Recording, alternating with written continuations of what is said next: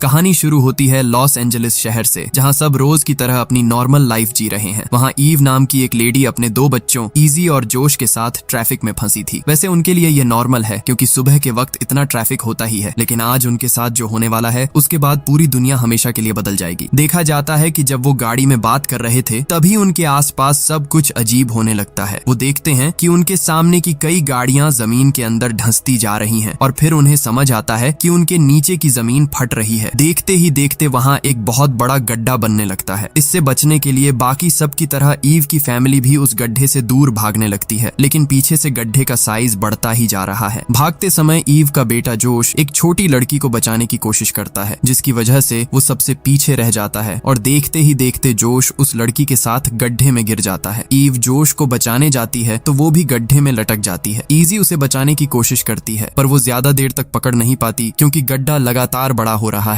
Easy किसी तरह वहां से बच जाती है और गड्ढे का साइज बढ़ना रुकते रुकते अनगिनत लोग उसमें गिर चुके होते हैं। जो लोग बाहर बच गए वो भी एकदम शॉक में हैं कि अचानक ये क्या हो गया, क्योंकि ऐसी घटना उन्होंने पहली बार देखी थी। इस हादसे के बाद हर तरफ इमरजेंसी लगा दी जाती है। दूसरी तरफ ईव का पति गेविन एक मीटिंग में था। असल में गेविन पहले मिलिट्री पायलट था, लेकिन 3 साल पहले उससे एक प्लेन क्रैश हो गया था, जिसकी वजह से उसे सस्पेंड कर दिया गया। उस घटना के बाद से गेविन मेंटल ट्रॉमा में रहने लगा और उसे अलग अलग जानवरों के विजन आने लगे। खैर, गेविन अब टीवी पर उस सिंकहोल की न्यूज देखता है जहां बताया जा रहा है कि शहर में बने उस गड्ढे में सैकड़ों लोग दब गए हैं। गेविन भी बाकी सबकी तरह अपनी फैमिली के लिए तुरंत उस जगह पहुंचता है, लेकिन वहां उसे सिर्फ उसकी बेटी मिलती है जो अपने पिता को सब बताती है कि कैसे उसकी मम्मी और भाई गड्ढे में गिर गए और शायद अब वो जिंदा नहीं। तभी अचानक उस गड्ढे से कुछ अजीब चिड़ियां बाहर निकलती हैं जिन्हें पहले किसी ने नहीं देखा था। दूसरी तरफ जब ईव को होश आता है तो वो देखती है कि वो पूरी तरह ठीक है, लेकिन वो एक बहुत बड़े खाली हरे मैदान में थी जिसके ऊपर आसमान में एक हरे रंग की लाइट दिख रही है जो कि एक पोर्टल था और उसी की वजह से वो यहाँ पहुंचे हैं। वो सोचने लगती है कि गड्ढे में गिरने के बाद वो ये कौन सी जगह आ गई है। वो आसपास ढूंढने लगती है क्योंकि उसका बेटा जोश भी गड्ढे में गिरा था तो उसे भी आसपास ही होना चाहिए। थोड़ा चलने के बाद वो जंगल पहुंचती है और देखती है कि एक आदमी खड़ा है और पास की एक जगह से धुआं निकल रहा है। वहां जाने पर पता चलता है कि सारी गाड़ियां और वो सब लोग जो उनके साथ गड्ढे में गिरे थे वो सब यहाँ पहुंच गए। ईव को फाइनली उसका बेटा जोश मिल जाता है, लेकिन उनके अलावा यहाँ सैकड़ों सर्वाइवर्स किसी अनजान जगह पर फंसे हुए हैं। उन्हें बस इतना याद है कि एक ग्रीन पोर्टल में गिरने के बाद वो सीधे यहाँ पहुंचे हैं, पर वापस कैसे जाएंगे ये अब तक किसी को नहीं पता। सबको घबराया हुआ देखकर डॉक्टर सैम उन्हें लीड करने लगते हैं और सलाह देते हैं कि जब तक उनके लिए हेल्प नहीं आती तब तक उन्हें खुद के लिए खाने पीने का जुगाड़ करना चाहिए जो उन्हें गाड़ियों से मिल जाएगा। अब सब इसी काम में लग जाते हैं। सब लोग गाड़ियों से सारा खाने पीने का सामान निकालकर एक जगह जमा करते हैं ताकि सब मिलकर एक कम्युनिटी की तरह सरवाइव कर सकें। लेकिन मैरी बेथ नाम की एक पुलिस ऑफिसर खाने का एक बॉक्स छिपा देती है। जब जॉर्ज उसे पकड़ लेता है तो मैरी कहती है कि हमें सिर्फ अपने बारे में सोचना चाहिए और वो किसी कम्युनिटी का हिस्सा नहीं बनना चाहता। जब वो बहस कर रहे थे तभी उन्हें अपनी तरफ एक भेड़िया आता दिखता है। वो भेड़िया उन्हें देखकर पीछा करते हुए सर्वाइवल कैंप तक आ जाता है। भेड़िए से बचने के लिए सब अपनी अपनी गाड़ियों में छिप जाते हैं। भेड़िया जोश पर हमला करने ही वाला होता है, तभी टाई नाम का आदमी अपनी बंदूक से ऐन वक्त पर उसे गोली मार देता है। हालांकि वो गोली जोश को भी लग जाती है। जख्मी जोश को सब फौरन एक बस में ले जाते हैं। डॉक्टर सैम उसका इलाज शुरू करते हैं, लेकिन बताते हैं कि बिना दवाइयों के वो कुछ नहीं कर पाएंगे। तभी उन्हें याद आता है कि उनके साथ एक एम्बुलेंस भी गड्ढे में गिरी थी। अब वो फैसला करते हैं कि उन्हें एम्बुलेंस ढूंढकर वहां से दवाइयां लानी होंगी। तब तक डॉक्टर सैम की बेटी राइली जोश का ख्याल रखेगी। दूसरी तरफ सरकार की chief scientist doctor Sophia press conference में कहती है कि जो लोग गड्ढे में गिरे हैं उनके बचने की उम्मीद कम है, फिर भी सरकार उनकी बॉडी रिकवर करने की कोशिश करेगी। गेविन जब ये सब सुन रहा था तो उसे अचानक कुछ विजन आते हैं। उसे अपनी पत्नी ईव एक पत्थर के पास दिखाई देती है जिस पर हाथ का निशान बना था। गेविन ये बात अपनी बेटी को बताता है। वैसे तो उसे ये विजन पहले से आते थे, पर अजीब बात ये थी कि अब वो इनमें अपनी फैमिली को देख पा रहा था। इसके बाद डॉक्टर सोफिया की टीम एक ड्रोन को उस ग्रीन पोर्टल के अंदर भेजती है ताकि पता चल सके कि वहाँ क्या है। लेकिन जैसे ही ड्रोन पोर्टल में घुसता है उसका सिग्नल टूट जाता है। बाहर खड़े गेविन को विजन आता है कि वो ड्रोन अंदर जाकर एक जगह क्रैश हो गया है, यानी उसे सिंकहोल के नीचे की चीजें दिख रही हैं जिसका कारण उसे खुद नहीं पता। वो डॉक्टर सोफिया को ये सब बताने की कोशिश करता है पर सोफिया उसे इग्नोर कर देती है। गेविन समझ जाता है कि उसके विजन्स का कोई मतलब है। उसे याद आता है कि जो पत्थर उसने विजन में देखा था वो कभी अपनी फैमिली के साथ उस जगह गया था। वो तुरंत घर जाकर पुरानी फोटोज चेक करता है और उसका शक सही निकलता है। एक फोटो में वो पत्थर दिख जाता है। गेविन उस लोकेशन पर पहुंचकर खुदाई करने लगता है ताकि कोई सुराग मिले। हालांकि इजी को लग रहा था कि इन विजन्स का कोई फायदा नहीं है। तभी गेविन को मिट्टी में ईव की एक अंगूठी मिलती है जिसे वो हमेशा पहनती थी। इसका मतलब ईव वहीं थी और उसके विजन सच थे। इधर गड्ढे के अंदर ईव, सैम और टाई तीनों मिलकर एम्बुलेंस ढूंढ रहे हैं। रास्ते में टाई अपनी जान लेने की कोशिश करता है क्योंकि उसे कैंसर है, लेकिन ईव और डॉक्टर सैम उसे रोकते हैं। वो उसे समझाते हैं कि मरने से पहले किसी के काम आना और लोगों की मदद करना बेहतर है। खैर, वो चलते चलते एम्बुलेंस तक पहुंच जाते हैं। तभी वो नोटिस करते हैं कि यह तो लॉस एंजल्स का मशहूर हॉलीवुड साइन वाला पहाड़ है, लेकिन आसपास की हालत देखकर उन्हें समझ आता है कि वो प्रेजेंट में नहीं बल्कि पास्ट में आ चुके हैं। वो दवाइयां ले ही रहे थे कि तभी वहां एक खतरनाक टाइगर आ जाता है। अपनी जान बचाने के लिए वो भागने लगते हैं, लेकिन भागते भागते डॉक्टर सैम पहाड़ से नीचे गिर जाते हैं। वो टाइगर ईव और टाई पर हमला करने ही वाला होता है कि तभी वो एक जाल में फंस जाता है। इसका मतलब ईव के ग्रुप के अलावा यहाँ और भी लोग हैं जिन्होंने इन जानवरों के लिए जाल बिछा रखा है। वो दोनों जल्दी से सैम को ढूंढते हैं जो काफी घायल हो चुके हैं। सैम कहता है कि जोश की हालत बहुत खराब होगी और अगर इन्फेक्शन फैल गया तो उसे बचाना नामुमकिन है। इसलिए सैम ईव से कहता है कि वो दवाइयां लेकर जोश के पास जाए। ईव टाई को सैम के पास छोड़कर खुद कैंप की तरफ भागती है और अपने बेटे को दवाइयां देना शुरू करती है। इधर बाहर की दुनिया में गेविन की मुलाकात एक डॉक्टर से होती है जिसे इन सिंकहोल्स के बारे में जानकारी थी। गेविन उसे अपने विजन्स के बारे में बताता है और रिक्वेस्ट करता है कि उस अंगूठी की कार्बन डेटिंग की जाए ताकि उसकी सही उम्र पता चल सके। अब डॉक्टर सोफिया नोटिस करती है कि गेविन इस मामले में काफी गहराई से इन्वेस्टिगेशन कर रहा है। सोफिया उसे अकेले में बुलाती है और बताती है कि 3 साल पहले भी रेगिस्तान के बीच में ऐसा ही एक सिंकहोल खुला था। तब वहाँ कोई नहीं था, इसलिए किसी को पता नहीं चला और सरकार ने इसे सीक्रेट रखा। ताज्जुब की बात यह है कि उसी सिंकहोल के पास गेविन का हेलीकॉप्टर क्रैश हुआ था, यानी उस क्रैश में गेविन की कोई गलती नहीं थी। तभी अंगूठी की रिपोर्ट आ जाती है और उसे जानकर सब हैरान रह जाते हैं कि वह अंगूठी 10,000 साल पुरानी है। मतलब वो सिंकहोल असल में एक टाइम पोर्टल है और जो लोग उसमें गिरे हैं वो 10,000 साल पीछे पहुंच चुके हैं। डॉक्टर सोफिया एक स्पेशल प्लेन तैयार करती है ताकि उसे पोर्टल के अंदर भेजकर लोगों को वापस लाया जा सके। इस प्लेन को उड़ाने की जिम्मेदारी गेविन के पुराने दोस्त लिवाई को दी जाती है। उधर पास्ट में सैम और टाई बैठे थे, तभी कैंप का एक मेंबर लुक्स उन्हें लेने आता है। लुक्स असल में उसी पुलिस ऑफिसर मैरीबेथ का बेटा है। इसके बाद कहानी में 2 बहनें दिखती हैं, लिली और वेरोनिका। वो अपने पिता को दफनाने की बात करती हैं क्योंकि उनके पिता की मौत हो चुकी है। कैंप का एक लड़का स्कॉट वेरोनिका की मदद के लिए जंगल जाता है, लेकिन वो देखते हैं कि किसी ने उनके पिता की बॉडी को एक हाथ के निशान वाली जगह पर रखा है। मतलब यहाँ उनके अलावा कोई और इंसान भी मौजूद है। वेरोनिका अपनी बहन लिली पर गुस्सा होती है क्योंकि वो नहीं चाहती कि लिली किसी और से बात करे। उधर प्रेजेंट में लिवाई के प्लेन लेकर निकलने से पहले गेविन उसे एक तरफ ले जाकर ईव की अंगूठी देता है ताकि अगर वो ईव से मिले तो उसे ये दे सके। पहले तो लिवाई मना कर देता है, लेकिन गेविन के जोर देने पर वो अंगूठी रख लेता है। असल में एक बार जब गेविन और ईव के बीच झगड़ा चल रहा था तब लिवाई का ईव के साथ छोटा सा अफेयर रहा था, पर गेविन इस वक्त इन पुरानी बातों के बारे में नहीं सोच रहा। उसे बस अपनी फैमिली की फिक्र है। अगले दिन अचानक कैंप में एक बहुत बड़ा जानवर आ जाता है। उसे देखकर सब डर के मारे इधर उधर छिप जाते हैं, लेकिन वो जानवर उनका सारा खाना खाकर वहाँ से चला जाता है। अब स्कॉट जो एक साइंस स्टूडेंट है सबको बताता है कि यह जानवर 10,000 साल पहले ही लुप्त हो चुका था। यानी ये कंफर्म हो जाता है कि पोर्टल की मदद से वो सब 10,000 साल पीछे पहुंच चुके हैं। मैरी अपने बेटे लुकस के साथ खाना ढूंढने निकलती है क्योंकि जानवर ने उनका सब कुछ खत्म कर दिया है। वो थोड़ा आगे जाकर देखते हैं कि जो बाघ जाल में फंसा था वो अब वहाँ नहीं है। उधर कैंप में गिरने के बाद डॉक्टर सैम को अपने पैर महसूस नहीं हो रहे थे। वो कहते हैं कि उन्हें उनकी रीढ़ की हड्डी में एक इंजेक्शन देना होगा वरना वो कभी चल नहीं पाएंगे। उनकी बेटी राइली बहुत डरी हुई है क्योंकि वो डॉक्टर नहीं है, पर जोश और स्कॉट की मदद से वो हिम्मत करके इंजेक्शन दे देती है और अपने पिता को बचा लेती है। इधर ईव और टाई खरगोशों का शिकार कर रहे होते हैं, तभी उनके सामने एक बड़ा भालू आ जाता है। उससे बचने के चक्कर में दोनों एक गुफा में फंस जाते हैं और सरप्राइजिंगली वहाँ उन्हें मैरी और लुकस भी मिलते हैं। अब चूंकि रास्ता बंद हो चुका है इसलिए वो चारों गुफा के दूसरी तरफ जाने लगते हैं ताकि बाहर निकलने का रास्ता मिल सके। गुफा के अंदर उन्हें एक इंसान का कंकाल मिलता है। अजीब बात ये थी कि उसके कपड़े देखकर लग रहा था कि वो इस जमाने का नहीं है। शायद वो भी उनकी तरह यहाँ आया होगा और वापस न जा पाने की वजह से उसने खुद को गोली मार ली थी। किसी तरह वो चारों गुफा से बाहर निकलते हैं और कुछ खाने लायक मशरूम लेकर शाम को कैंप लौट आते हैं। वर्तमान में लिवाई अपना प्लेन लेकर पोर्टल में एंटर करता है, लेकिन जैसे ही प्लेन पोर्टल को टच करता है सोफिया की टीम का प्लेन से संपर्क टूट जाता है। सबको लगता है कि लिवाई मारा गया, लेकिन असल में लिवाई पैराशूट की मदद से पास्ट में सुरक्षित पहुंच जाता है। जब वो पोर्टल से गुजरता है तो कैंप के लोग देखते हैं कि ऊपर आसमान में पोर्टल खुल रहा है और एक प्लेन क्रैश हो रहा है। कैंप के कुछ लोग प्लेन को ढूंढने निकलते हैं और रास्ते में उन्हें लिवाई मिल जाता है। अब वो सब मिलकर प्लेन की तलाश शुरू करते हैं क्योंकि उन्हें लगता है कि उसी की मदद से वो वापस उड़कर घर जा पाएंगे। तलाश के दौरान अचानक राइली पर एक विशाल सांप हमला कर देता है, लेकिन लिवाई वक्त पर गोली चलाकर राइली की जान बचा लेता है। थोड़ी दूर और चलने के बाद वो आखिरकार उस प्लेन तक पहुंच जाते हैं, लेकिन क्रैश होने की वजह से प्लेन काफी डैमेज हो चुका था। लिवाई कहता है कि डैमेज तो ठीक हो सकता है, पर उसके पास रिपेयरिंग के लिए जरूरी औजार नहीं है और इस जमाने में वो मिलना मुमकिन भी नहीं है। इसलिए वो प्लेन से जरूरी खाना और इमरजेंसी सामान निकाल लेते हैं। तभी लिवाई को प्लेन के सिस्टम से एक अजीब सिग्नल मिलता है जो वहां से 5 किलोमीटर दूर एक जगह से आ रहा था। सब मिलकर डिसाइड करते हैं कि वो पहले उस सिग्नल का पीछा करेंगे और फिर कैंप वापस जाएंगे। रास्ते में लिवाई ईव को वो अंगूठी देता है जो गेविन ने फ्यूचर से भेजी थी। इधर प्रेजेंट टाइमलाइन में गेविन डॉक्टर सोफिया के ऑफिस जाता है। वहां उसे एक फाइल मिलती है जिसमें इस पोर्टल जैसे और भी कई पोर्टल्स की फोटोज थी। उन तस्वीरों में डॉक्टर सोफिया एक और डॉक्टर के साथ खड़ी थी। इसी बीच गेविन को खबर मिलती है कि सरकार ने लिवाई के प्लेन क्रैश होने के बाद सारे रेस्क्यू मिशन कैंसिल कर दिए हैं। गेविन वो फाइल चोरी करके वहां से निकल जाता है और डॉक्टर रेबेका के घर पहुंचता है। वहां उसे पता चलता है कि सोफिया भी वहीं है और उनके पास एक और प्लेन है जो उन्होंने पोर्टल में भेजने के लिए तैयार किया है। रेबेका यहाँ गेविन को सारा सच बता देती है कि ये टाइम पोर्टल पहले भी कई बार खुल चुका है। पिछली बार जब ये खुला था तो उन्होंने साइंटिस्ट्स की एक टीम अंदर भेजी थी, लेकिन उनके वापस आने से पहले ही पोर्टल गायब हो गया और वो टीम वहीं फंस गई। उस टीम में सोफिया की एक दोस्त डायना भी थी। गेविन कहता है कि वो अब इस प्लेन की मदद से पोर्टल के अंदर जाएगा। रेबेका भी उसके साथ जाने को तैयार हो जाती है क्योंकि वो पोर्टल पर और रिसर्च करना चाहती है। उधर पास्ट में वेरोनिका की अपनी बहन लिली से लड़ाई हो जाती है क्योंकि लिली उसकी बात नहीं मान रही थी। गुस्से में लिली जंगल की तरफ चली जाती है जहां उसे अपने कैंप के ही एक आदमी की लाश मिलती है। लिली चिल्लाकर सबको बुलाती है। सब देखते हैं कि उस आदमी की मौत बिजली का झटका लगने से हुई है, पर इस जमाने में बिजली कहां से आई? लिली बताती है कि उसने एक बूढ़े आदमी को देखा है जिसकी पीठ पर हाथ का निशान बना था। हालांकि वेरोनिका उसे चुप कराकर अपने साथ ले जाती है, लेकिन उनकी बातें पीछे से एक आदमी छिपकर सुन रहा था जिसका नाम साइलास है। दूसरी तरफ लिवाई और उसका ग्रुप उस सिग्नल का पीछा करते हुए एक गांव तक पहुंच जाते हैं। मतलब यहाँ उनके अलावा और भी लोग बसे हुए हैं। उस गांव में एक मंदिर था जिस पर हाथ का निशान बना था। वहाँ उन्हें एक डेड बॉडी मिलती है जो ठीक उसी निशान के ऊपर पड़ी थी। लिवाई सबको बताता है कि सोफिया ने उसे एक सीक्रेट मिशन दिया था, उन साइंटिस्ट्स को ढूंढना जो 3 साल पहले यहाँ आए थे। फोटो से मैच करने पर लिवाई को समझ आता है कि ये डेड बॉडी उन्हीं में से एक साइंटिस्ट की है। लिवाई उस बॉडी से एक डिवाइस निकालता है और सबको लेकर वहाँ से भागने की कोशिश करता है क्योंकि खतरा हो सकता था। लेकिन तभी दूसरी तरफ एक कमरे में लुक्स और स्कॉट पर एक आदमी हमला कर देता है। वो लुक्स को बेहोश कर देता है और स्कॉट को बंदी बना लेता है। अजीब बात तो ये थी कि वो आदमी बहुत अच्छी इंग्लिश बोल रहा था, जिससे लगता है कि शायद वो भी फ्यूचर से ही यहाँ आया है। दूसरी तरफ जोश और राइली गांव से बाहर निकलने का रास्ता ढूंढ लेते हैं, लेकिन तभी सामने से गांव वाले आ जाते हैं। उन्हें देखते ही गांव वाले तीर चलाना शुरू कर देते हैं, जिससे बचने के लिए जोश और राइली वहां से भाग निकलते हैं। इधर ईव और लिवाई को भागने का मौका नहीं मिलता, इसलिए वो गांव के ही एक घर में छिप जाते हैं जहां कुछ बच्चे बैठे थे। वहां आइजेया नाम का एक बच्चा उन्हें बताता है कि उसके दादा साइलस ने कहा है कि जो लोग आसमान से आए हैं वो बहुत खतरनाक हैं और उनसे दूर रहना चाहिए। ईव उसे यकीन दिलाती है कि वो बुरे लोग नहीं हैं। छोटा आइजेया उनकी बात मानकर उन्हें गांव से बाहर निकलने का रास्ता दिखा देता है। उधर स्कॉट और लुक्स को मंदिर में बांध कर रखा गया था, लेकिन लुक्स अपनी जेब में रखे लाइटर से रस्सी जलाकर खुद को और स्कॉट को आजाद कर लेता है। वहीं जोश और राइली भागते समय अपने फोन पर गाना बजाकर गांव वालों को चकमा देते हैं और वापस गांव पहुंच जाते हैं जहां पूरा ग्रुप एक साथ जमा होता है। इसके बाद वो सब वापस कैंप की तरफ निकल पड़ते हैं। हालांकि साइलस और गांव वाले उन्हें मार सकते थे, लेकिन उनके लीडर पाड़ा ने उन्हें जाने दिया। कैंप पहुंचकर वो बाकी सबको बताते हैं कि यहाँ उनके अलावा और भी लोग हैं जो पास के गांव में रहते हैं और इसी जमाने के हैं। रात के वक्त टाई लिली से पूछता है कि वेरोनिका उसे हमेशा डांटती क्यों रहती है। लिली उसे सारा सच बता देती है कि वेरोनिका उसकी सगी बहन नहीं है, बल्कि वेरोनिका और उसके पिता ने मिलकर लिली को किडनैप किया था। ये बातें वेरोनिका पीछे से सुन लेती है और डर के मारे कैंप से भाग जाती है। इधर ईव गेविन के नाम एक लेटर लिखती है। वो सोचती है कि जिस तरह फ्यूचर में गेविन को उसकी अंगूठी मिली, शायद ये लेटर भी मिल जाए। लेटर में ईव गेविन से माफी मांगती है कि उसने उसके विजन्स पर यकीन नहीं किया। वो ये भी लिखती है कि पोर्टल धीरे धीरे छोटा हो रहा है और अगर ऐसा ही रहा तो वो हमेशा के लिए यहीं फंस जाएंगे, इसलिए रेस्क्यू टीम जल्दी भेजी जाए। वहीं लिवाई सोफिया की खोई हुई साइंटिस्ट दोस्त डायना से कांटेक्ट करने की कोशिश करता है। खुशकिस्मती से लिवाई का डायना से संपर्क हो जाता है। डायना बताती है कि उनका विमान डैमेज हो गया था, इसी वजह से वो वापस नहीं जा पाई। लिवाई को आइडिया आता है कि वो डायना के विमान से जरूरी पार्ट्स और सामान निकालकर अपने प्लेन को ठीक कर लेंगे और फिर सब मिलकर यहाँ से निकल जाएंगे। लेकिन क्या वाकई प्लेन ठीक होने के बाद वो वापस जा पाएंगे? सुबह होते ही लिवाई कैंप के कुछ लोगों को लेकर डायना की बताई हुई लोकेशन की तरफ निकल पड़ता है। आखिरकार वो लोग डायना के पास पहुंच जाते हैं। डायना उन्हें सब कुछ विस्तार से बताती है। वहाँ उन्हें डायना का प्लेन मिलता है जो उनके प्लेन से अलग मॉडल का और साइज में काफी बड़ा था। वो प्लेन की तलाशी लेते हैं और उनकी किस्मत अच्छी थी कि उन्हें वहाँ वहाँ औजारों का वो बॉक्स मिल जाता है जिससे लिवाई अपने प्लेन को ठीक कर सकता है। प्रेजेंट टाइमलाइन में सोफिया गेविन की बातों पर यकीन करके एक ऐसे मैदान में छानबीन कर रही है जहाँ से पहले भी सबूत मिले थे कि पुराने वक्त में यहाँ सर्वाइवर्स कैंप रहा होगा। यानी हो सकता है कि ठीक इसी जगह पर अतीत में ईव का कैंप रहा हो। सोफिया और उसकी टीम को जब ईव की अंगूठी मिलने की बात पता चली तो वो यहाँ इसीलिए खुदाई कर रहे थे ताकि पता चल सके कि अतीत में उन लोगों के साथ क्या हुआ था। वहाँ उन्हें एक बहुत पुराना कागज मिलता है जिस पर काफी कुछ लिखा था। असल में ये वही लेटर था जो ईव ने गेविन के लिए लिखा था। यानी ये पक्का हो गया कि इसी जगह ईव का कैंप था। इसके अलावा उन्हें वहाँ एक प्लेन का मलबा भी मिलता है। वो ये देखकर दंग रह जाते हैं कि ये मलबा बिल्कुल उसी प्लेन जैसा है जो उन्होंने भेजा था। मलबे के अंदर कुछ कंकाल भी मिलते हैं। इसे देखकर गेविन और सोफिया समझ जाते हैं कि शायद लिवाई और बाकी लोग प्लेन से वापस आने की कोशिश करेंगे, लेकिन रास्ते में उनका प्लेन क्रैश हो जाएगा और सब मारे जाएंगे। ये सच जानकर गेविन फौरन रेबेका के प्लेन की तरफ भागता है ताकि वो खुद अतीत में जाकर उन्हें वार्न कर सके, लेकिन वहाँ के सुरक्षा कर्मी उसे रोक लेते हैं। गेविन अब सोफिया से गिड़गिड़ाकर रिक्वेस्ट करता है कि उन्हें किसी भी तरह जल्दी से अतीत में ये मैसेज भेजना होगा कि वो प्लेन से वापस आने की कोशिश न करें वरना सब मारे जाएंगे। अतीत में लिली टाई को बताती है कि शायद वेरोनिका को भी उसके पिता ने किडनैप किया होगा, यानी वो भी लिली की तरह एक विक्टिम थी, लेकिन बड़ी होकर वो अपने नकली पिता की तरह बन गई। लिली की बात मानकर टाई वेरोनिका को ढूंढने निकलता है। वो देखता है कि वेरोनिका अपने नकली पिता की कब्र के पास बैठकर रो रही है। टाई उसे समझाने की कोशिश करता है कि वो किसी को कुछ नहीं बताएगा क्योंकि वेरोनिका खुद एक शिकार है, लेकिन वेरोनिका डर के मारे टाई के सिर पर वार करके उसे बेहोश कर देती है। इधर ईव और लिवाई कैंप वापस आकर सबको खुशखबरी देते हैं कि प्लेन ठीक हो जाएगा और वो यहाँ से निकल सकते हैं, लेकिन प्लेन छोटा होने की वजह से सब एक साथ नहीं जा सकते। ईव सबके हक का ख्याल रखते हुए लॉटरी सिस्टम रखती है। लॉटरी में जोश और लुक्स का नाम निकलता है। तभी स्कॉट लुक्स को बताता है कि उसने पास के एक पेड़ के नीचे जमीन में संदूक जैसा कुछ देखा है। वो दोनों वहाँ जाकर खुदाई करते हैं और संदूक बाहर निकालते हैं। जैसे ही वो संदूक खोलते हैं दोनों की आंखें फटी की फटी रह जाती हैं। उस संदूक के अंदर गोल्ड ब्रिक्स भरी थीं जो अमेरिकन सिविल वॉर के समय की थीं। यानी कोई भविष्य से ये सोना लेकर यहाँ आया था, लेकिन बाद में उसकी मौत हो गई और वो खजाना वहीं दबा रह गया। लुकस ये देखकर बहुत खुश था क्योंकि वो उन सोने की ईंटों को अपने साथ प्रेजेंट में ले जाकर अमीर बनना चाहता था, लेकिन तभी उन्हें आसमान से कुछ नीचे गिरता हुआ दिखाई देता है। सब उसका पीछा करते हुए उस जगह पहुंचते हैं जहां उन्हें एक मिलिट्री ड्रोन मिलता है। उस ड्रोन में गेविन ने सबके लिए एक वीडियो मैसेज भेजा था जिसमें वो साफ वार्निंग देता है कि कोई भी प्लेन से वापस आने की कोशिश न करे वरना सब मारे जाएंगे, क्योंकि फ्यूचर में उन्हें सबके कंकाल मिले हैं। गेविन बताता है कि वे एक नया और सुरक्षित विमान तैयार कर रहे हैं जिससे वो खुद आकर सबको रेस्क्यू करेगा। मैरी उसकी बात मान जाती है, लेकिन कैंप के बाकी लोग अभी इसी वक्त निकलना चाहते हैं क्योंकि पोर्टल छोटा होता जा रहा है। इसी बीच लिवाई और डायना प्लेन स्टार्ट करके निकलने ही वाले थे कि मैरी गन पॉइंट पर उन्हें रोक लेती है। बहस के दौरान डायना अपनी पिस्टल निकालती है, लेकिन गलती से गोली प्लेन के इंजन में लग जाती है। मैरी भी खुद को बचाने के चक्कर में डायना पर गोली चला देती है और कुछ ही देर में डायना की मौत हो जाती है। प्रेजेंट में गेविन और रेबेका प्लेन लेकर पोर्टल में जाने की कोशिश करते हैं, लेकिन हेड ऑफिस से गवर्नमेंट एजेंट्स उन्हें मना कर देते हैं। वो वार्निंग देते हैं कि अगर बिना परमिशन के वो सिंकहोल के पास गए तो मिसाइल से उन्हें उड़ा दिया जाएगा। डॉक्टर रेबेका हर हाल में इस राज को सुलझाना चाहती थी, इसलिए वो अकेले ही प्लेन से पोर्टल के अंदर कूद जाती है। इजी अपने पिता गेविन को कॉल करके कहती है कि उन्हें अपनी जान जोखिम में नहीं डालनी चाहिए, जिसके बाद गेविन प्लेन घुमाकर वापस आ जाता है। उधर अतीत में कैंप के सब लोग देखते हैं कि वो पोर्टल आखिरकार पूरी तरह बंद हो गया है। ग्रुप के लोग एक मीटिंग करते हैं और मैरी वीव को ग्रुप से निकालने का फैसला करते हैं। एक तो मैरी ने डायना को गोली मारी थी और दूसरा ईव ने गेविन की बात मानकर सबको रुकने को कहा। वोटिंग के बाद मैरी और ईव को कैंप छोड़ने को कहा जाता है। ईव को यह देखकर बहुत दुख होता है कि मैरी का अपना बेटा लुक्स भी अपनी माँ के खिलाफ वोट देता है। इधर टाई की आंख खुलती है जिसे वेरोनिका ने बेहोश किया था। होश में आने पर वो देखता है कि उस गांव का लीडर पाड़ा